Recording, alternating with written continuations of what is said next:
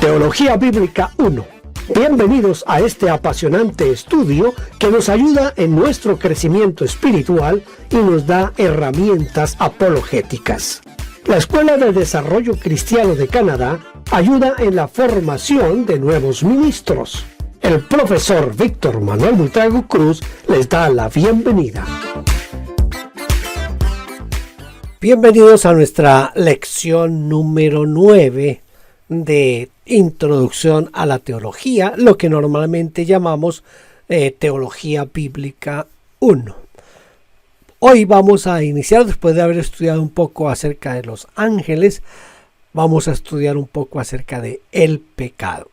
Tocaremos también al final un poquito acerca de la salvación y esperamos con esto completar nuestra lección número 9, el pecado, su carácter, su universalidad.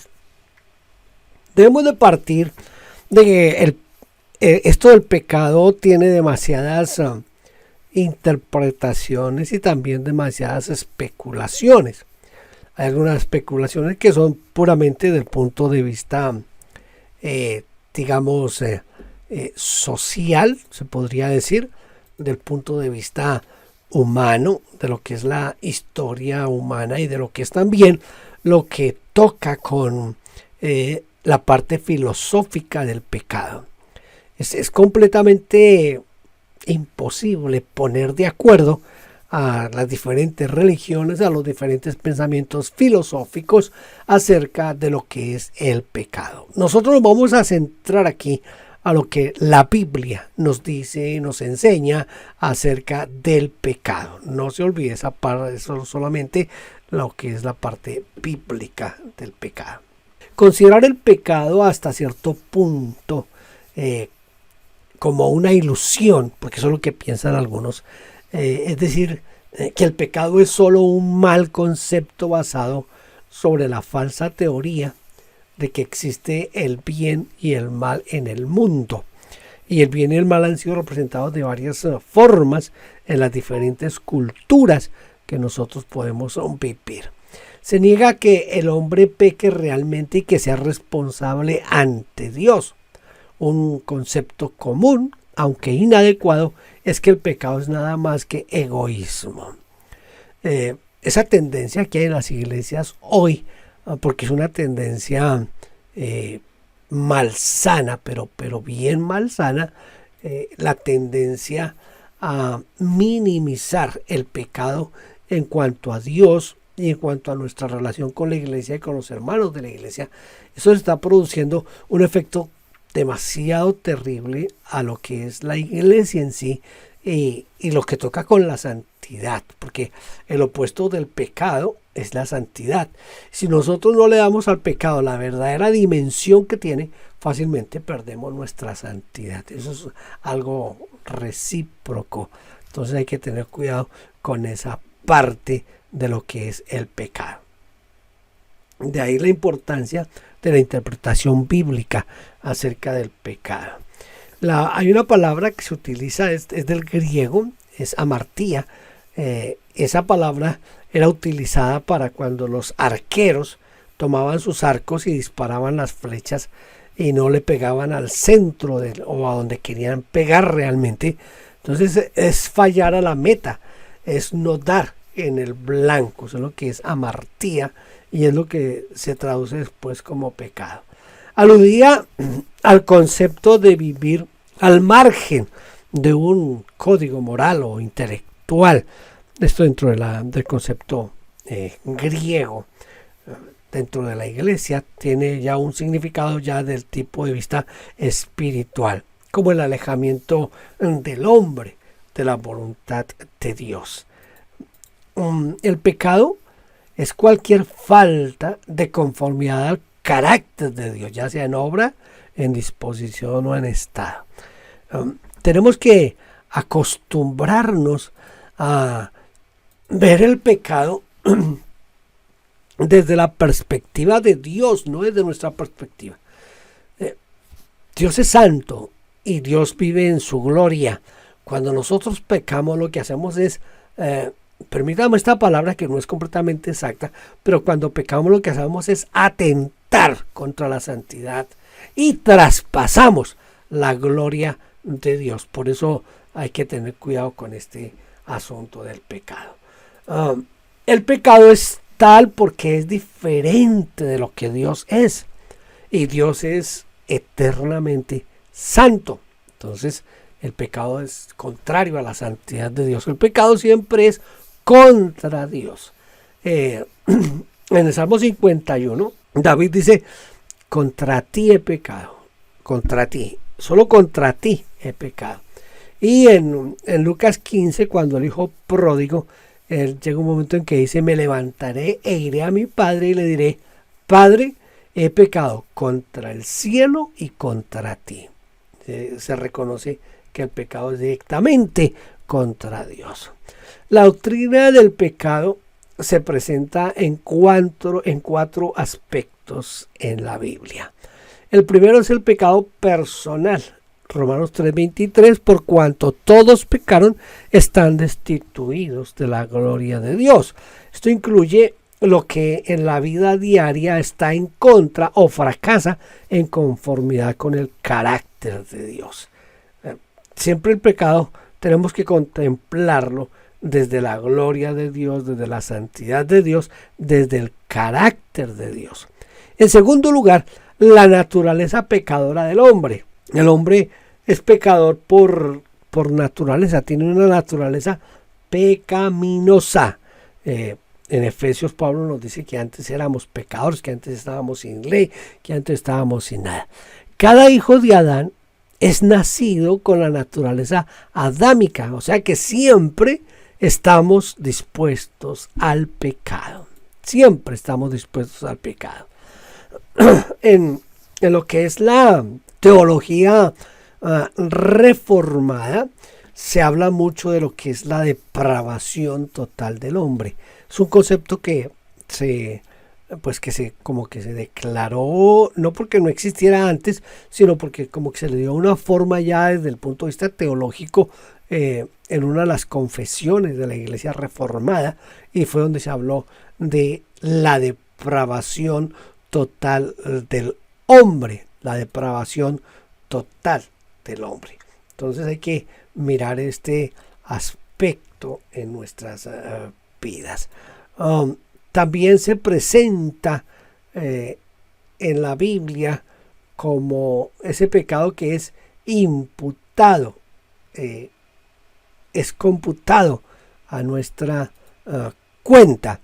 Entonces tengamos en cuenta ese aspecto.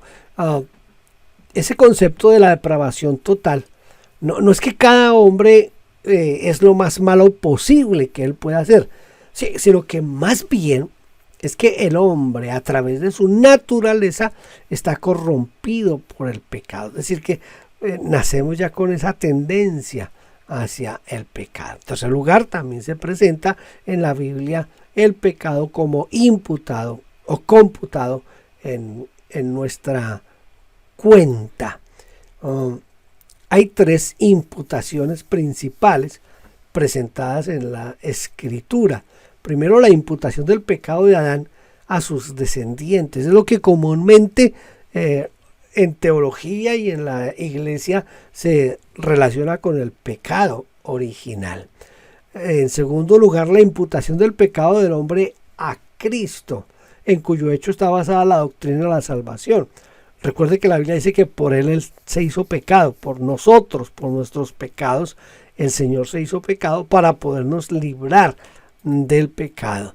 En tercer lugar, la imputación de la justicia de Dios en aquellos que creen en Cristo, en cuyo hecho se basa la doctrina de la justificación. Entonces, mire, volvámonos un poquitico aquí.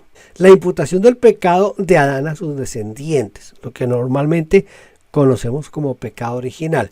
Y la imputación del pecado al hombre, del pecado que el hombre ha hecho a Cristo, que está para fundamentar lo que es la doctrina de la salvación, y aquí para justificación, es decir, cómo la justicia de Dios se pone en aquellos que hemos confesado en algún momento a Cristo como nuestro Señor y Salvador.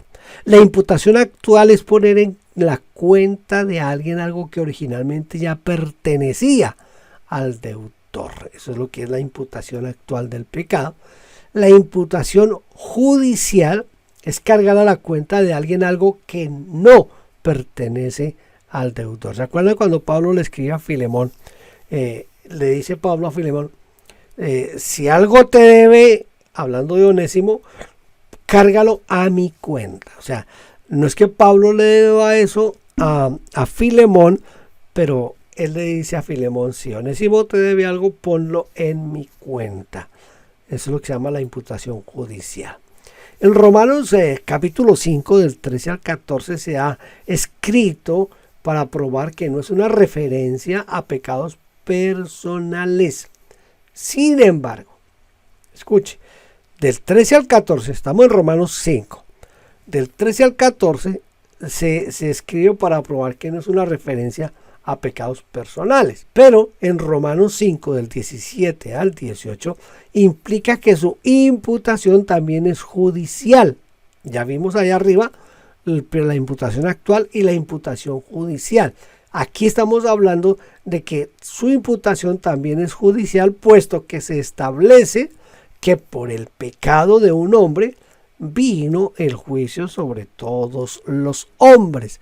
Es decir, que por el pecado de uno, que es Adán, viene el pecado es imputado. Imputar es poner en la cuenta, poner a cargo de. Entonces el pecado es imputado a todos los hombres por el pecado de uno solo, de Adán. Esto es bien importante que lo miremos desde nuestra perspectiva del pecado. El estado judicial resultante de pecado para toda la raza humana también se presenta en la Biblia. Es algo muy claro en toda la Biblia. Estar bajo pecado es estar contado desde el punto de vista divino sin ningún mérito que pueda contribuir a la salvación. Recordemos que la salvación es solamente por gracia y que toda gracia excluye cualquier mérito humano. ¿Por qué es importante conocer esto? Porque esto nos ayuda a ver que la salvación en ningún momento, en ninguna parte, depende de nosotros los hombres. El pecado que hacemos, los bienes que hacemos, todo eso somos salvos es por la gracia de Cristo Jesús en nosotros.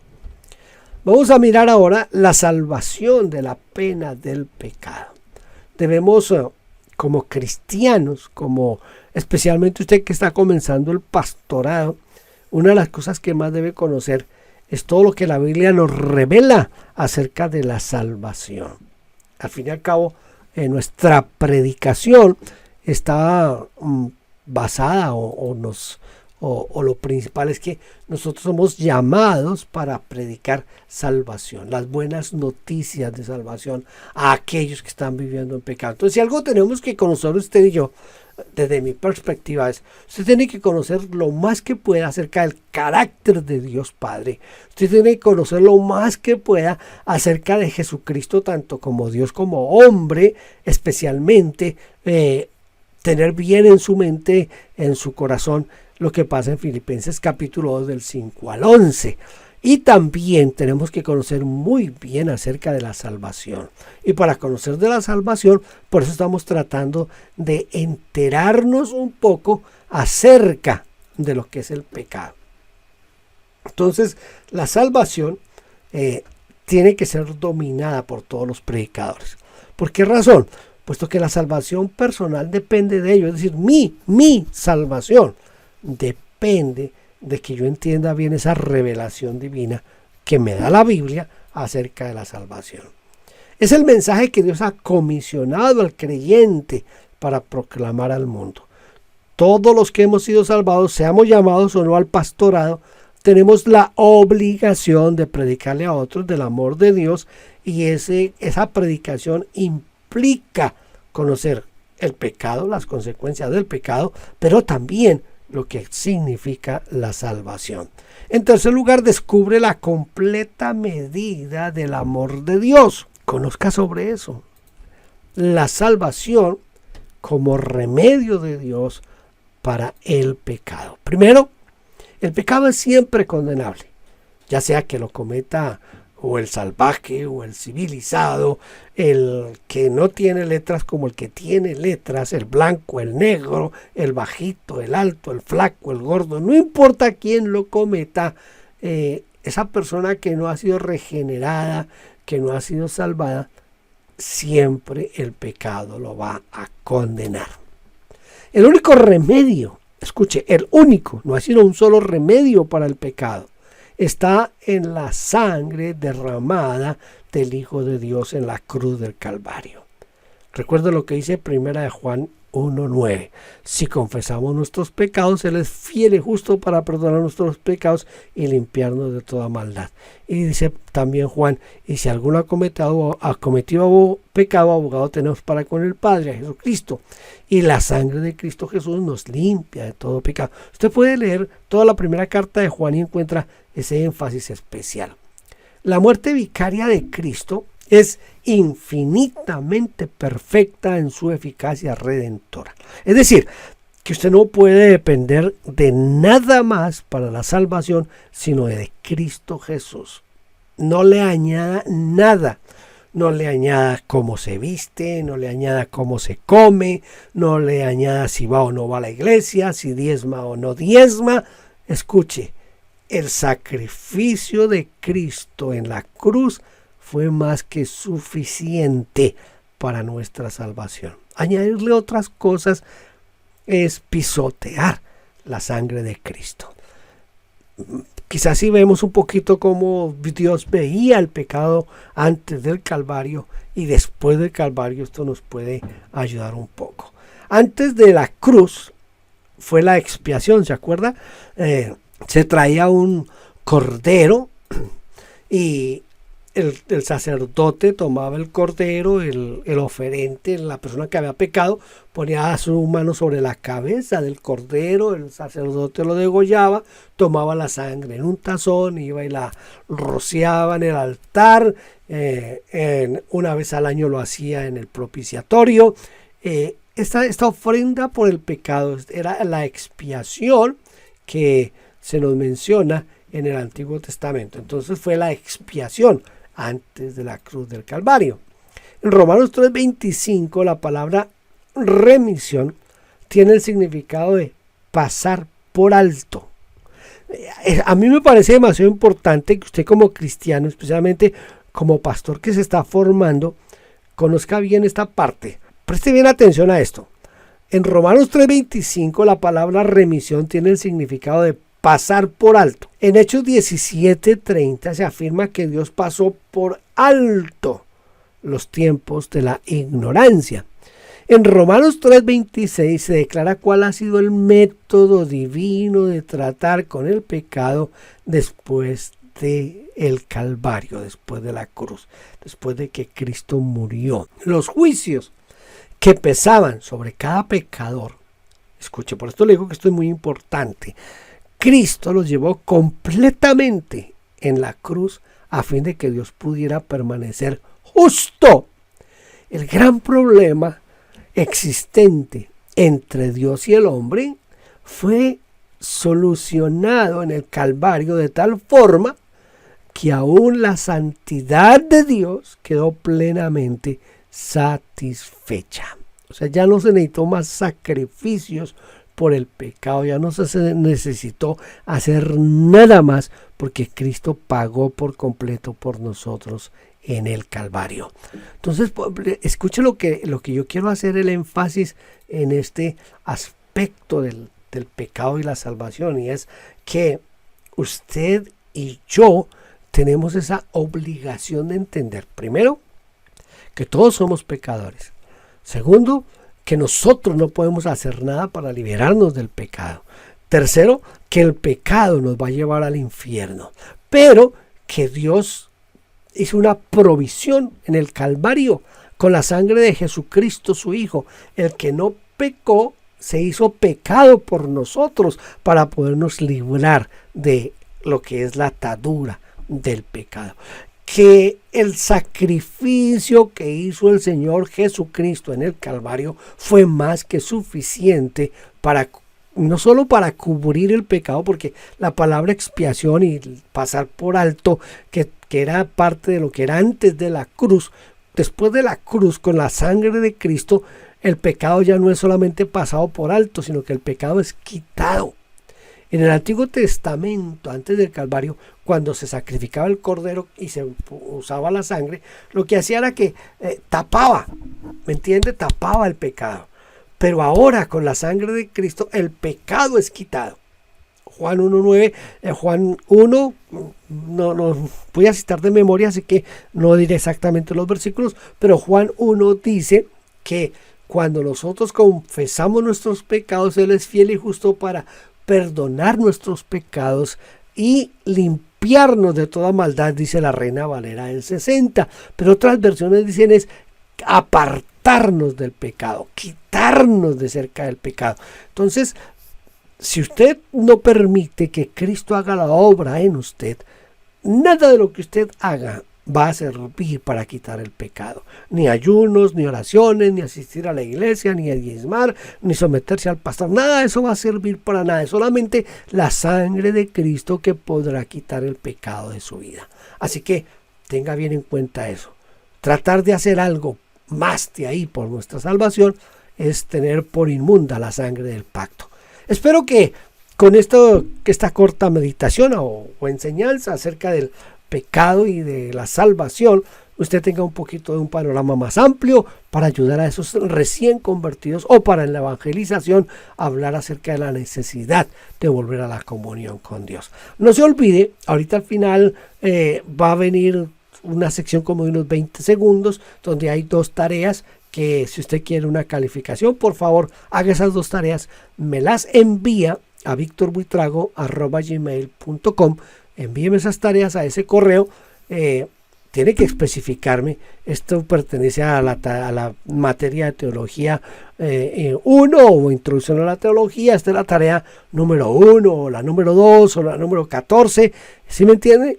Me las envía. Yo tengo aquí en mi computador, voy a abrir un archivo por cada alumno que me mande las tareas y cuando termine todas las lecciones vamos a mandarle una certificación de las horas de estudio y de que aprobó la materia. Esto le puede ayudar en algunos institutos, en algunos seminarios y en algunas universidades bíblicas para que se lo homologuen.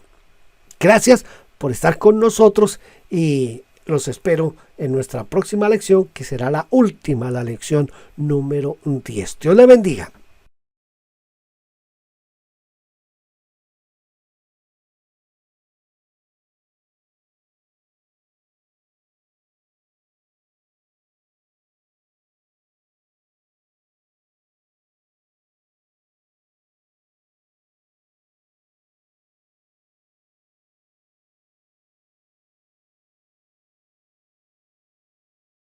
Cada vez que hablamos de la caída de la raza humana y de la naturaleza y el origen del pecado, inmediatamente se nos empuja a contemplar el alcance y la magnitud de ese pecado y su impacto sobre nosotros como seres humanos. Y eso nos lleva inmediatamente a todo el asunto de la doctrina del pecado original. Ahora, la doctrina del pecado original tiene muchos malentendidos que van con ella y también un poco de controversia que la rodea con respecto a las personas que sí entienden a lo que se refiere. Pero muy a menudo un malentendido popular del concepto de pecado original es que el pecado original se refiere al primer pecado que Adán y Eva cometieron. Pero ese no es el significado del pecado original. El pecado original no se refiere realmente al primer pecado, sino que se refiere a las consecuencias o a los resultados de ese primer pecado. El pecado original, de hecho, en sí mismo no es un pecado real. De hecho, hacemos una distinción entre el pecado original y el pecado en sí. El pecado original describe nuestra condición caída y pecaminosa, de la cual los pecados en sí progresan.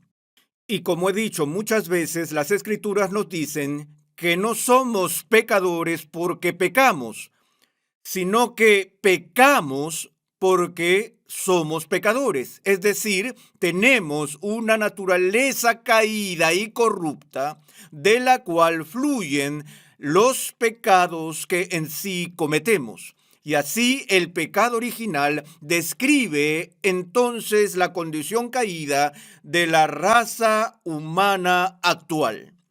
Y prácticamente todas las iglesias en la historia de la iglesia han desarrollado alguna doctrina del pecado original, porque las escrituras son tan claras que ciertamente hay algo inherentemente, ahora innatamente erróneo con nuestro carácter.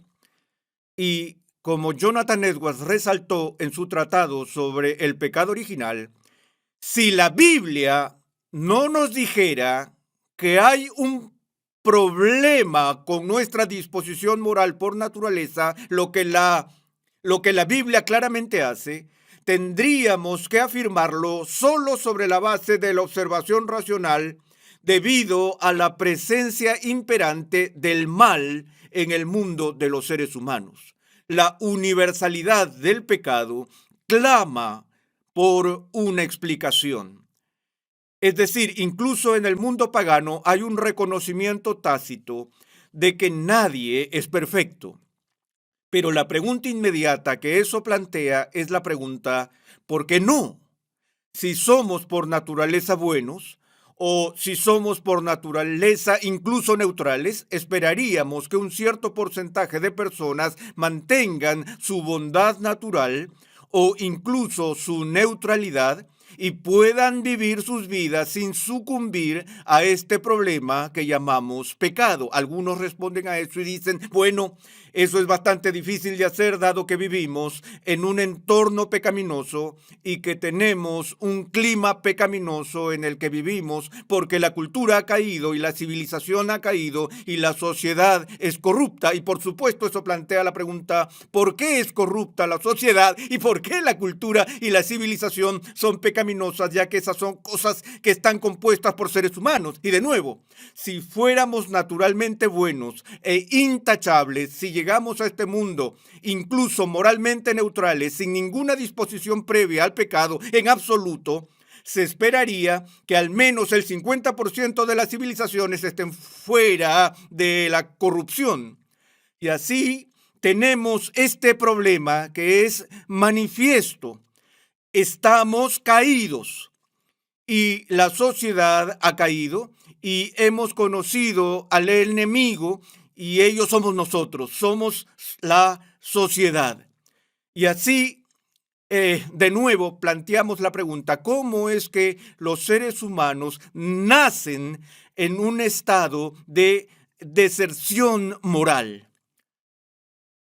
Y de nuevo, las escrituras nos enseñan que este pecado original es en sí mismo un juicio de un Dios justo sobre una buena criatura que hizo y cuya criatura cayó en desobediencia a él. Y como castigo a Adán y Eva por su pecado, Dios los entregó a esas inclinaciones inicuas.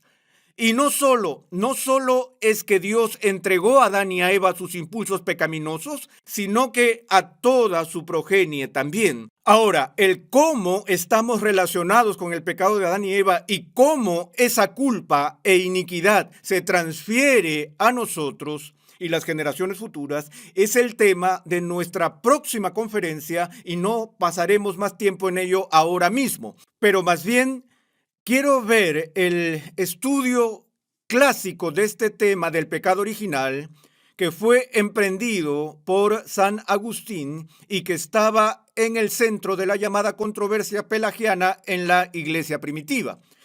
Vemos que Agustín, al analizar la situación humana de la pecaminosidad, dijo que cuando Adán y Eva fueron creados al principio, que Dios los hizo con lo que Agustín llamó el posse peccare,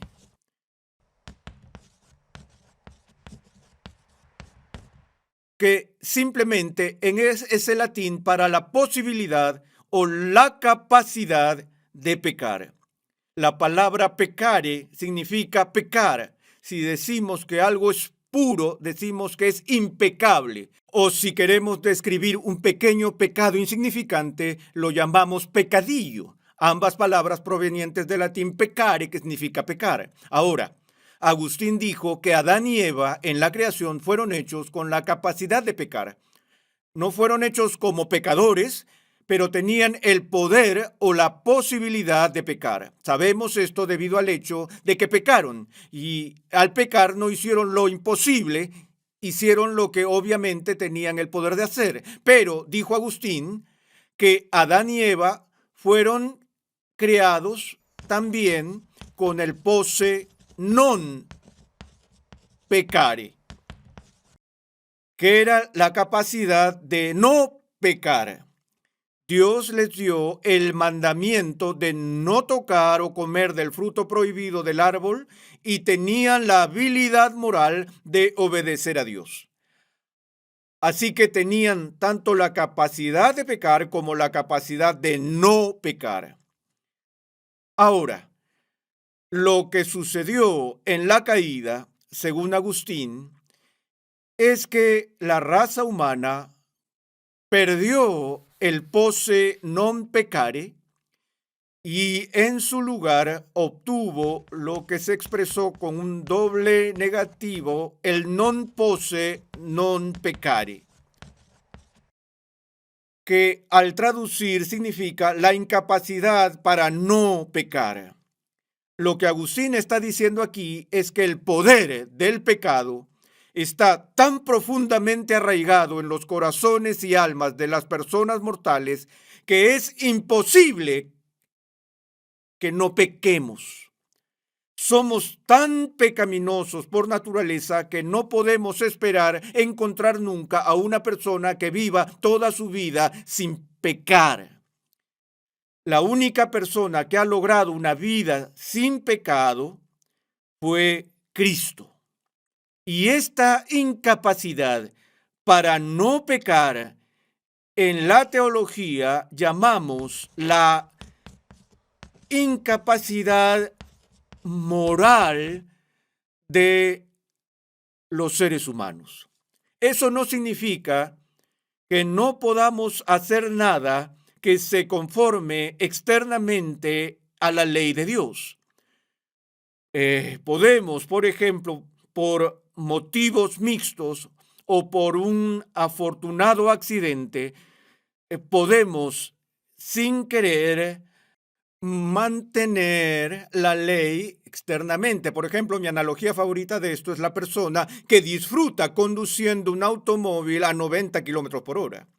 Eso es lo que prefiere hacer, le gusta esa velocidad, su auto funciona bien y se siente seguro y cómodo. Así que está conduciendo por la carretera a 90 kilómetros por hora y el límite de velocidad dice 90 kilómetros por hora. Todos los demás van a 100 o 120 y el policía ve a este hombre conduciendo contento por la carretera a 90 kilómetros por hora y el policía lo detiene y no le da una papeleta, pero le da una citación por ser un conductor bueno y seguro, le da un premio por su obediencia porque está obedeciendo la ley. Y luego el policía sigue su camino y el conductor vuelve a la carretera y muy pronto entra en una zona escolar que dice 20 kilómetros por hora y sigue conduciendo a 90 kilómetros por hora a través de la zona escolar porque la razón, el motivo de conducir a 90 es porque eso es lo que le gusta hacer. No tiene ningún deseo de obedecer la ley o la autoridad civil. Era solo una circunstancia fortuita que le hizo obedecerla en un momento dado. Y eso es lo que los teólogos llaman virtud cívica. A veces, para nuestro propio interés, nos encontramos realmente obedeciendo la ley de Dios. Puede que no robemos porque tal vez en nuestro entorno hemos descubierto que el crimen no es beneficioso. Podemos hacer gestos nobles por el aplauso de los hombres o porque nos postulamos para un cargo o tenemos alguna otra motivación. Pero la única motivación que particularmente falta en una persona caída es la motivación para obedecer la ley por un amor pristino al Dios de la ley. recordamos que el gran mandamiento es el mandamiento: amarás al Señor tu Dios con todo tu corazón y con toda tu fuerza, y amarás a tu prójimo como a ti mismo. La, la manera en que Lutero vería algo así, lo que diría es que la gran transgresión sería una violación del gran mandamiento, pero no pensamos en esos términos. Nos damos cuenta de que nadie que conozcamos ama a Dios perfectamente con todo su corazón. Sabemos que nadie ama a Dios con la totalidad de su mente. Es decir, ¿por qué cometemos errores de entendimiento de la Biblia? ¿Por qué cometemos errores en la teología? Les digo a mis alumnos en el seminario, saben que cuando cometemos un error en la teología es básicamente debido al pecado. Ahora, queremos decir, bueno, es porque la Biblia es demasiado difícil de interpretar, o la Biblia es confusa, o la Biblia es ambigua, y simplemente no podemos encontrar la interpretación correcta. Digo, esperen un minuto, esta es la palabra de Dios, y Dios no es el autor de la confusión, y Dios se ha revelado a sí mismo para nuestra edificación claramente, pero cuando llegamos al texto, venimos con nuestros prejuicios distorsionados que interfieren con la luz de la palabra de Dios. Hay muchas cosas que este libro enseña que simplemente no queremos escuchar, por lo que encontraremos maneras de torcerlo y distorsionarlo para que podamos escapar del juicio y la crítica que nos trae.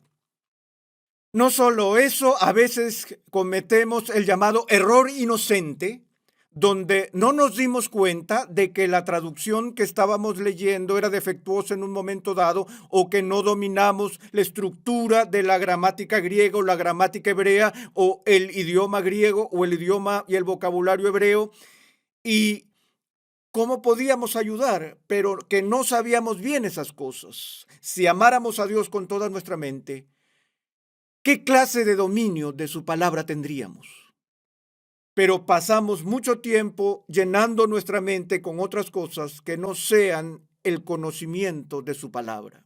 Así que somos perezosos, no somos diligentes en nuestra búsqueda de su verdad, y todas estas cosas entran en las distorsiones que tenemos.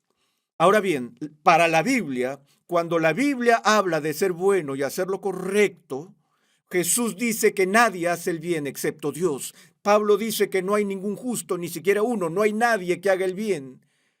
Eso parece extremo, porque vemos gente a nuestro alrededor todo el tiempo, relativamente hablando, haciendo cosas buenas. Y eso es lo que quieren decir los teólogos cuando hablan de virtud cívica o civil.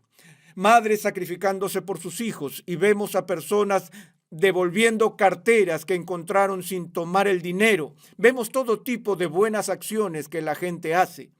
Pero para que un acto sea verdaderamente bueno, para alcanzar realmente la marca, ese estándar o la norma de la ley de Dios, no solo la acción debe corresponder afuera o externamente a lo que la ley requiere, sino que también debe estar motivada por un corazón que ama plenamente a Dios.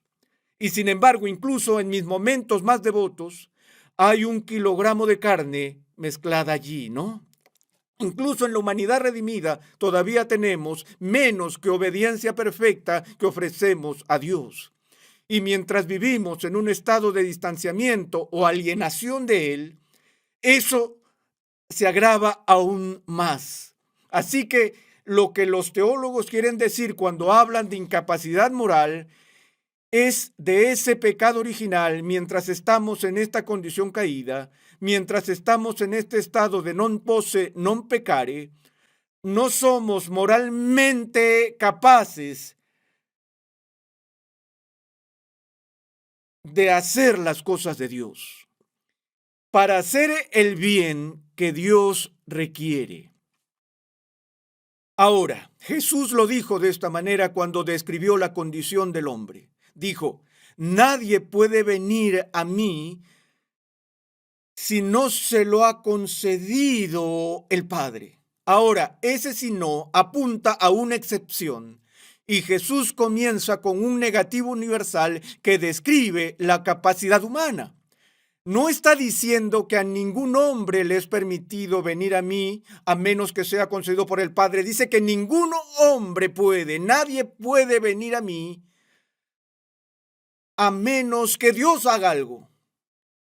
Es por eso que continúa diciendo que nacemos en la carne, y esa palabra carne está generalmente en el Nuevo Testamento, no siempre, pero generalmente se refiere a esta condición caída por la cual estamos en cautiverio al pecado, muertos en el pecado. Y otra frase que la Biblia utiliza, está bajo pecado. No estamos encima del pecado, pero el pecado está encima de nosotros. Y así la Biblia nos dice que los deseos de nuestro corazón y nuestro estado natural solo son inicuos de continuo.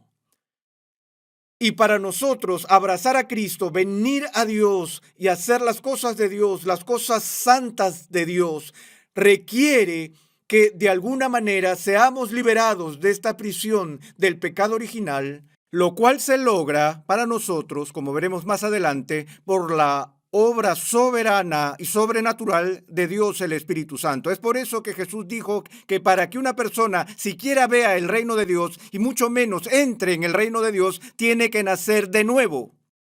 Porque lo que nace de la carne es ¿qué? Carne. Y en nuestra carne, dice Jesús, no podemos hacer nada. Y eso no es algo insignificante. Entonces, debido a nuestra caída, estamos en una posición tan moralmente impotente que se necesita nada menos que una obra sobrenatural de Dios, que Pablo llama vivificación del Espíritu Santo, para llevarnos a la vida espiritual, sacándonos de un estado de muerte espiritual. Ahora, no todos en la historia cristiana están de acuerdo con este concepto agustiniano de incapacidad moral. Pero muchas teorías abundan hoy en las iglesias que dicen que sí, hay algo malo, no somos perfectos, estamos caídos y la caída es incluso seria, pero todavía nos queda una isla de rectitud en nuestras almas por la que podemos dar el primer paso hacia nuestra reparación y podemos comenzar con una inclinación justa a tender la mano a Dios. Donde la visión agustiniana dice que somos tan corruptos, estamos tan muertos, no solo enfermos, estamos muertos, no solo temporalmente detenidos, sino que estamos en cautiverio, en prisión al pecado, que no podemos hacer nada fuera de la gracia abundante de Dios que inicia el proceso de nuestra redención. Muy bien, así que tienes ese debate que se lleva a cabo en la comunidad cristiana entre el alcance o la magnitud de la caída. Y la tradición agustiniana que yo represento dice que la caída se extiende a toda la persona en todos los grados y a cada parte de nosotros, a nuestras mentes, nuestros corazones, nuestros cuerpos nos fallan, nuestra vista se vuelve tenue, nuestro cabello se vuelve gris, nuestra fuerza se disipa, nos enfermamos, morimos. Y la Biblia dice que todo eso es el resultado de la influencia del pecado sobre nuestros cuerpos.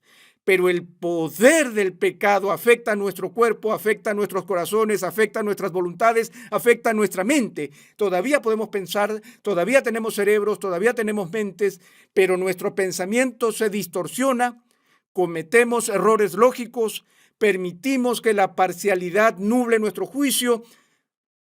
Todavía tenemos una voluntad, no hemos perdido la facultad ni la capacidad de tomar decisiones, todavía somos criaturas hechas a la imagen de Dios. Cuando hablé del imago dije que tenemos que distinguir entre la imagen en sentido estrecho y la imagen en el sentido más amplio.